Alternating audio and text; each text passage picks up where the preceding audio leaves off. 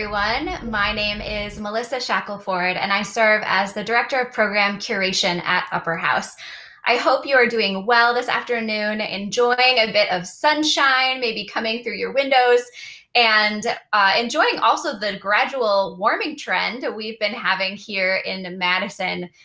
I want you all to know that we miss hosting you in our space at Upper House, but nevertheless, we are committed to offering amazing programs that help integrate Christian faith into every area of life. And so, to tell you a little bit about what is coming this month of March, I'd love to welcome my colleagues Dan Hummel and Daniel Johnson to share with us about those upcoming opportunities. Awesome. Welcome, guys. Hello. Hello. Dan Hummel, I would love to start with you. Very soon you will be hosting Francis Sue with us. Tell us a little bit about Francis and the events that you are hosting this month. Thanks, Melissa. Yeah, we are excited to have Francis Sue with us for 3 events in the week of March 15th, so March 16th, 17th, and 18th. And Francis is a professor of mathematics at Harvey Mudd College in California. And he's also the former president of the Mathematical Association of America. So that's one of the higher honors you can get as a mathematician in the US higher ed system. Francis's research is very specialized and is about geometry and its relationship to the social sciences. But he's co-authored a number of papers in that area, but also co-authored papers with undergraduates, which gives you a sense of the type of teacher he is. And he's written this new book that our first event is based around called The Mathematics for Human Flourishing. And this is a great book. It won the Mathematics Association of America's 2021 Euler Book Prize. It's sort of the best book of the year, particularly public-facing, sort of outward-facing, trying to share math with those of us who aren't mathematicians, and I include myself in that. And you can see that in the subtitle of the event that I'm talking about here, an interdisciplinary conversation. And so this will be a conversation between Francis, who's a mathematician, and me, who's trained as a historian. And we're going to talk through Francis's book, do a little different than a normal book talk.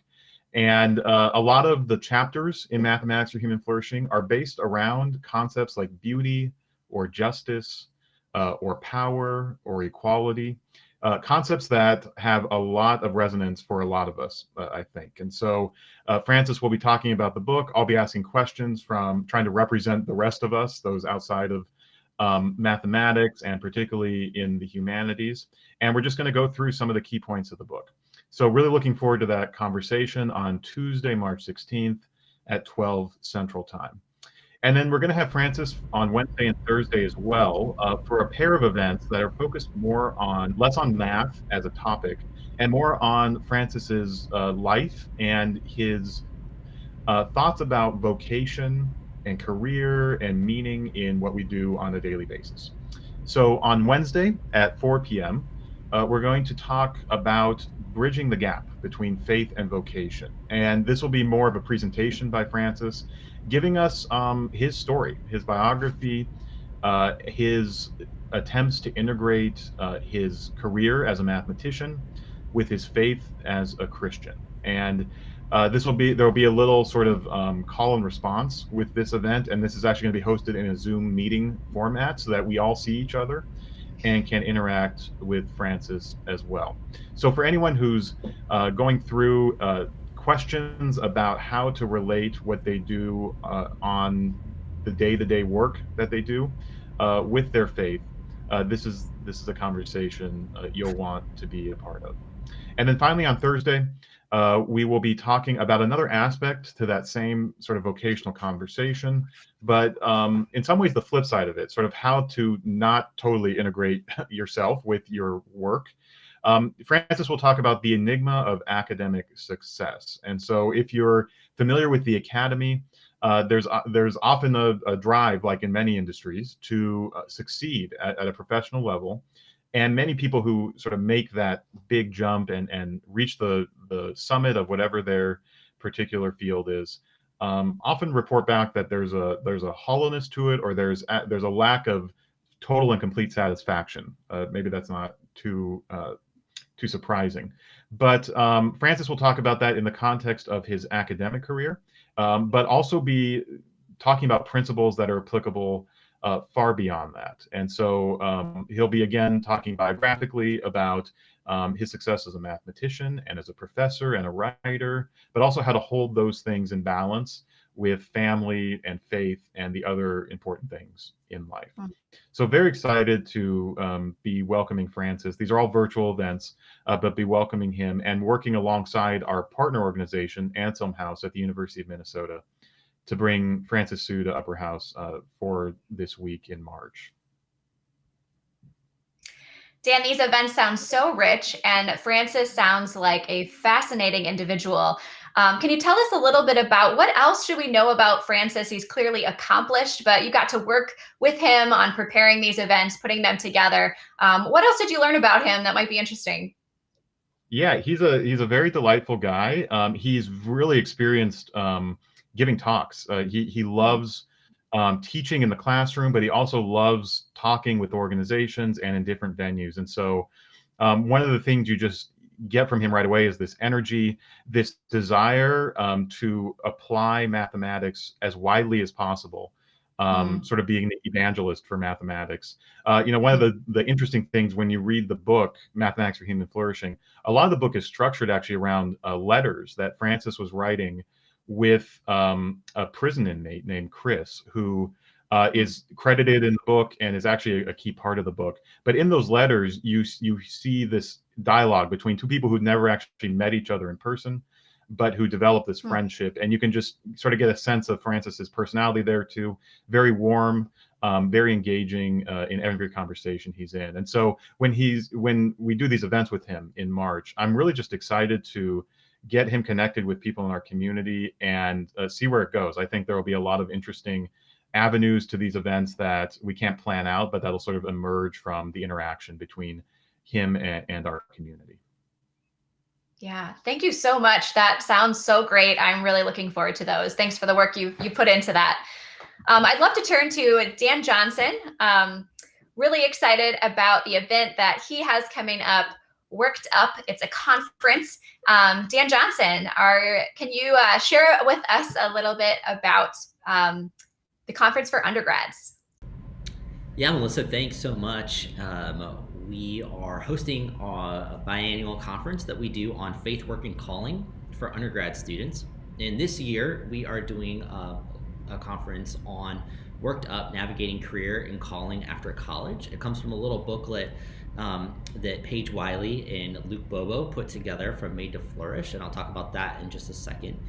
But we're actually offering two really great options for students to engage with us this year. So one is a in-person ticket that will provide you lunch. You will see all the live content in person. Our speakers will be coming virtually, but you will see kind of all the happenings in person, being community together. And we have 25 of those tickets available.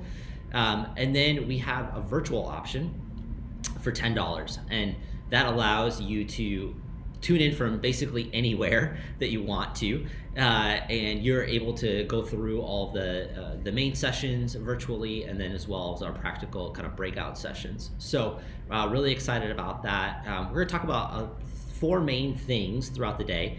One is the big story. So what is the biblical narrative around work, and how does that apply to us as Christians?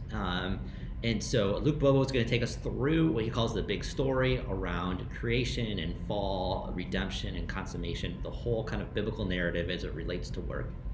And then Paige Wiley is going to take us through these 10 myths of work that a lot of people in kind of new into the workforce feel and experience sometimes. And she's going to be a myth buster, which will be really fun. And so she will take us through these 10 myths that we often hear about. We're going to have some really practical breakout sessions, which we're really excited about. Things about personal finances and budgets, to interviewing well, creating a great resume, how do you use LinkedIn and how to use that kind of to your benefit. and then just some Bible verses about faith and work that we think most Christians should kind of really know about. And so you'll be able to select one of those to do live, but then they'll all be recorded and you'll be able to watch that back afterwards. And then third and finally, kind of our fourth kind of main thing for the day is a workshop that we're going to do on calling. So our friends at Made to Flourish have created this really great map that helps you to start to kind of think through calling as it relates to work. And things like your gifted areas, to experiences in the classroom, to experiences volunteering in different organizations and church involvement, and really start mapping that out. So we're actually going to provide you with a PDF that you will actually follow along in the workshop and start mapping out your calling yourself. So really excited about that. Our two main presenters for the conference are both from Made to Flourish. Luke Bobo is the Director of Strategic Partnerships. And then Paige Wiley is a great young leader with Made to Flourish, and she's the engagement coordinator there. And so we're really excited to have both of those speakers come in virtually, and we will have a great day together. Dan, thank you so much. This sounds like a phenomenal opportunity for undergraduate students. I wonder, for those who might be watching this and are not themselves undergraduate students, is there a way that they can engage with this event? Yeah, well, you probably know an undergrad student in your world. So parents or grandparents or friends and family and whatnot. You know, when we look at Gen Z, this is actually a factor that Gen Z really cares about, is work and work and faith integration. And so we really want to set them up well. So whether they're a freshman in college, like this is their first year, or they're graduating in a couple of months and they're going to be entering the workforce, we think the conference would fit all of that. And it will really help people really to start navigating some of these things that are often barriers as students are entering in. So if you know of someone that is in that college range, they don't have to be a UW-Madison student. They can virtually come in from any campus, across the nation. But we would love for them to join in and engage with that. That's great. And actually, as you're doing that, before I talk about the podcast, you could actually tag their name here on Facebook, let them know you thought of them as you're watching this video. They can watch about the conference and be able to register and find out the details to see if it's the right fit for them. So alongside programs at Upper House, we also host a podcast. If you haven't had the opportunity to listen to it yet, it's called the Upwards Podcast. And my colleague here, Dan Hummel, is the host. Dan, I'd love to know what is coming up with Upwards this month. Yeah, thanks, Melissa. Well, as you see at the bottom of the screen, you can't really see more than the little picture, but we just released an episode yesterday by Paul Grant. We interviewed Paul Grant, who's a historian here at UW-Madison, on his new book about Christianity in Ghana and the history of that. Coming up in March, we're going to have an episode with the artist Mako Fujimura and the architect who lives here in Madison, Peter Tan. And these are really excellent conversations. We're really hitting our stride with the podcast. Mako's episode will be episode number 10. So we launched in November and we're at episode 10. And then in the future, we're going to be moving to a weekly format. So we're getting more coming. That'll be in April. So thanks to particularly Cam Anderson, our associate director, who interviewed Mako, and then Melissa interviewed Peter Tan. So that's what's coming up in March, and really just enjoying exposing new voices to our community, new and old voices to our community in the format of the podcast.